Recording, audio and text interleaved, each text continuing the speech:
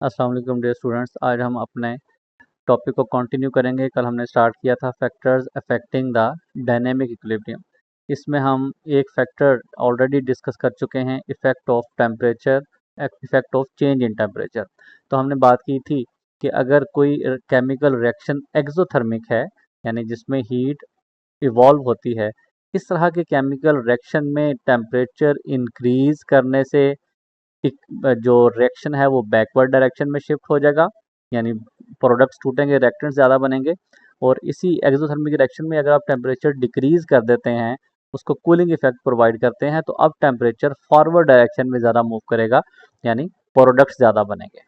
आज हम अपना नेक्स्ट फैक्टर डिस्कस करने जा रहे हैं, जो कि है effect of change in pressure. किसी भी डायनेमिक इक्विलिब्रियम के अंदर केमिकल रिएक्शन में अगर आप प्रेशर में चेंज ले आए, प्रेशर क्या होता है, आमतौर पे हम इसका यूनिट एटीएम रखते हैं। एटीएम का मतलब होता है एटमॉस्फेरिक प्रेशर। एटमॉस्फेरिक प्रेशर का मतलब है कि हवा का दबाव। अगर आप किसी भी केमिकल रिएक्शन में एटमॉस्फेरिक टेम्परेचर इंक्रीज या डिक्रीज करें, तो अगर वो डायनेमिक इक्विलिब्रियम में रिएक्शन चल रहा था, अगर वो एक बैलेंस में था, तो वो लाजमी तौर पे या फॉरवर्ड में शिफ्ट हो जाएगा या रिवर्स में शिफ्ट हो जाएगा। तो अभी हम देखेंगे क्या इफेक्ट आता है इसके ऊपर। Pressure affects only those gaseous reactions. तो सिर्फ गैस का जो रिएक्शन है उसमें प्रेशर का इफेक्ट होता है, where number of gas molecules on each side of equation is different. हमेशा वहां पे ये इफेक्ट असरअंदाज होगा जहां पे chemical reaction is occurring between gases, not liquids and solids. Okay, in ammonia formation, शुरू से हम अमोनिया की एग्जांपल ले रहे हैं। Let me write the chemical equation again. इस केमिकल रिएक्शन में अगर हम देखें, तो ये सारे के सारे ही जो रिएक्टेंट्स और प्रोडक्ट्स हैं वो गैसियस फॉर्म में हैं, गैस, और जो बनेगी अमोनिया वो भी गैस है। तो इसका मतलब है यहाँ पे अगर आप प्रेशर चेंज करते हैं तो डायनेमिक इक्विलिब्रियम लाजमी तौर पे डिस्टर्ब होगा। तो देखते हैं क्या डिस्टर्बेंस होगी। Reaction increasing pressure shifts the equilibrium toward the side with fewer और लेस गैस मॉलिक्यूल्स। जहां पे गैस मॉलिक्यूल्स की तादाद कम है, हमेशा प्रेशर बढ़ाने से उसी तरफ गैस के मॉलिक्यूल, उसी तरफ जो है वो डायरेक्शन ऑफ रिएक्शन ज़्यादा शिफ्ट हो जाएगी, विच इज़ प्रोडक्ट साइड। तो अगर यहाँ पे गैस मॉलिक्यूल्स रिएक्टेंट साइड पे लेस हैं, सपोज मोर हैं, रिएक्टेंट साइड में ज़्यादा गैस पार्टिकल्स हैं, और प्रोडक्ट साइड पे लेस हैं, तो हमें देख भी सकते हैं यहाँ पे 1 + 3, 4 रिएक्टेंट्स मिलके 2 मॉलिक्यूल्स ऑफ अमोनिया बना रहे हैं। तो कहाँ पे ज़्यादा है रिएक्टेंट। जैसे ही आप इसके ऊपर प्रेशर अप्लाई करेंगे, इस केमिकल रिएक्शन में प्रेशर बढ़ाएंगे, तो जो डायरेक्शन ऑफ रिएक्शन है वो किधर से किधर को शिफ्ट हो जाएगी, फ्रॉम हायर टू लेस। जहाँ पे उनकी मिकदार ज़्यादा है वहाँ से किधर को जाएंगे, जहाँ पे उनकी मिकदार कम है। याद रखें, ये केमिकल रिएक्शन ये इफेक्ट सिर्फ उस केमिकल रिएक्शन को मुतासिर करेगा जो कि only consist of gas molecules.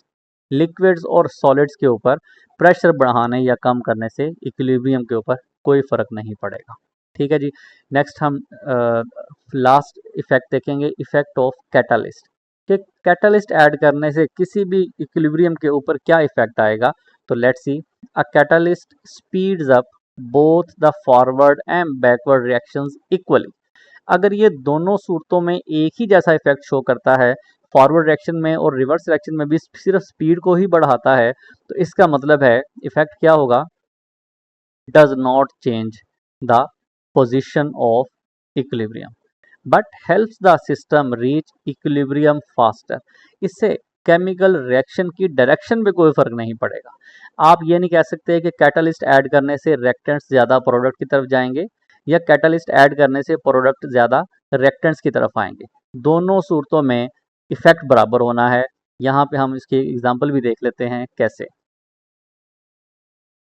Example है डीकम्पोजिशन ऑफ फॉस्फोरस पेंटाक्लोराइड। यहाँ पे देखें, पहले वर्ड समझ लें। डीकम्पोजिशन का मतलब है ब्रेक डाउन। फॉस्फोरस पेंटाक्लोराइड ये हमारे पास है PCl5। अच्छा, इसकी डीकम्पोजिशन अब हम देखेंगे, पहले हम पढ़ते हैं उसके बाद रिएक्शन की तरफ आएंगे। The decomposition of phosphorus pentachloride, penta का मतलब होता है 5, क्लोराइड का मतलब है Cl। तो देखें PCl5, 5 क्लोरीन के मॉलिक्यूल्स एक फॉस्फेट के साथ अटैच हैं। Into phosphorus trichloride PCl3, phosphorus trichloride and chlorine gas, ये है chlorine gas Cl2, is reversible and endothermic reaction. ठीक है, since 1 mole of reactant gives 2 moles of products. कैसे पता चला, देख लेते हैं। PCl5 के शुरू में कुछ नहीं लिखा हुआ, इसका मतलब है 1 मॉलिक्यूल।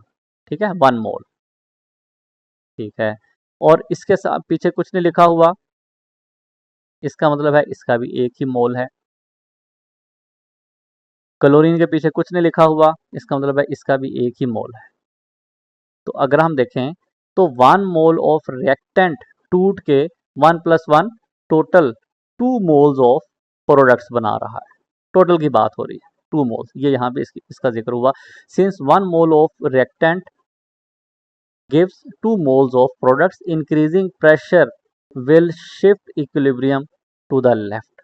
तो हमने क्या बात की थी ऊपर, जहां पे मॉलिक्यूल्स की तादाद कम होगी, रिएक्शन हमेशा उस साइड पे शिफ्ट कर जाएगा। तो अगर आप इस केमिकल रिएक्शन में प्रेशर इंक्रीज करते हैं तो क्या होगा, ज्यादा से कम की तरफ, तो रिएक्शन की जो साइड है, जो सिम्थ है, वो रिवर्स में जाना शुरू कर देगा, बैक। क्यों? क्योंकि यहाँ पे ज्यादा है, यहाँ पे कम है, तो हमेशा हायर से लोअर की तरफ रिएक्शन शिफ्ट करता है गैस की शक्ल में, अगर वो गैस पे मुश्तमिल है, favouring the formation of PCl5। उससे क्या होगा, PCl की फॉर्मेशन बढ़ना शुरू हो जाएगी। चलें जी, ये टॉपिक हमारा ख़त्म हो गया। अस्सलाम वालेकुम।